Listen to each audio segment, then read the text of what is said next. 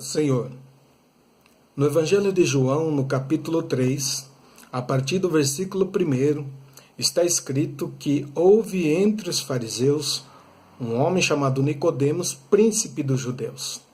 Foi ter de noite com Jesus e começou uma conversa com o Senhor através de uma constatação dizendo: Rabi, bem sabemos que és mestre vindo de Deus, porque ninguém poderia fazer estes sinais se Deus não fosse com ele.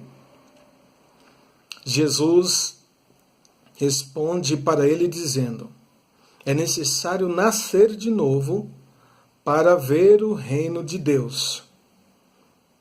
Nicodemos questiona essa fala de Jesus. Como pode um homem, sendo velho, nascer? Poderia ele entrar no ventre da mãe e nascer? A resposta de Nicodemos foi no campo biológico científico, que realmente não há como uma pessoa depois de adulta nascer novamente através do relacionamento de um homem e de uma mulher. Mas Jesus não estava falando sobre isso.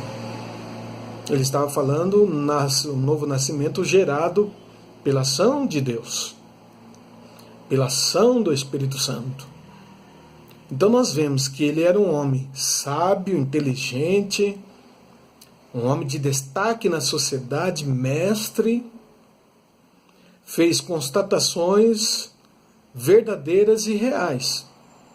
Já há algumas lições que nós podemos trazer para o nosso dia a dia em relação a esses primeiros versículos. E nós podemos estar fazendo constatações como Nicodemos, por exemplo. Deus é Deus, Jesus é o Senhor dos senhores, o Espírito Santo é o Consolador, a palavra de Deus é a verdade. São constatações verdadeiras, necessárias serem ditas.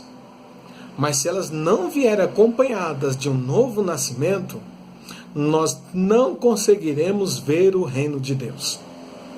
E assim também como Nicodemos, não conseguiremos compreender a fala de Jesus. Não conseguiremos compreender o motivo de Jesus falar por parábolas, por expressões, comparações, o sentido, o propósito da fala do Senhor. Mesmo com todo o conhecimento que a gente possa adquirir em cursos teológicos e sem apologia contra, é necessário buscar entender, compreender, estudar, conforme a vossa possibilidade, mas isso não garante que nós enxergaremos o reino dos céus. O que garante é o novo nascimento. Após essa argumentação de Nicodemos, Jesus continua na mesma linha de raciocínio, dizendo: na verdade, eu te digo que quem não nascer da água e do Espírito não pode entrar no reino de Deus.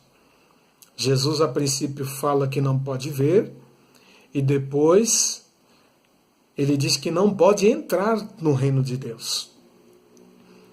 Nós vemos que, mesmo Nicodemos constatando, ele precisaria tomar uma atitude de nascer através de duas ações, da água e do Espírito. A lavagem da água, que na carta aos Efésios, quando Paulo fala no capítulo 4, versículo 26, 27, que ele faz umas orientações relacionadas ao tratamento de esposo com a esposa, ele faz uma comparação de Cristo, que ele, através do sacrifício dele, a atitude dele, ele santificou a esposa para que ela assim permanecesse pela limpeza da água, pela palavra.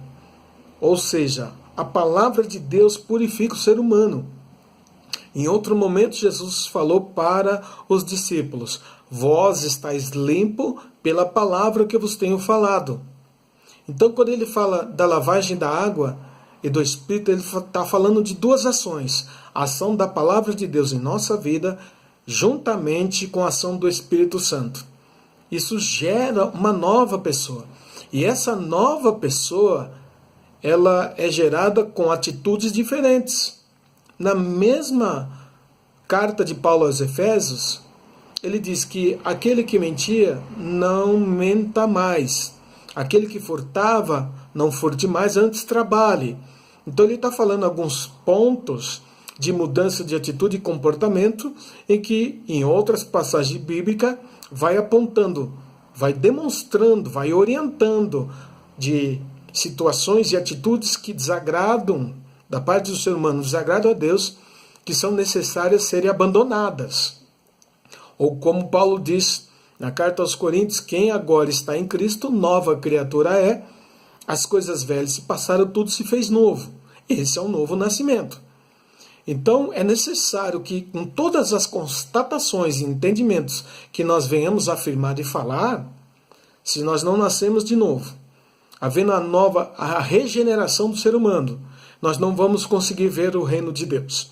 Se nós não tivermos a ação da palavra de Deus em nossa vida e permitirmos a ação do Espírito Santo, esses dois itens, nós não conseguiremos entrar no reino de Deus.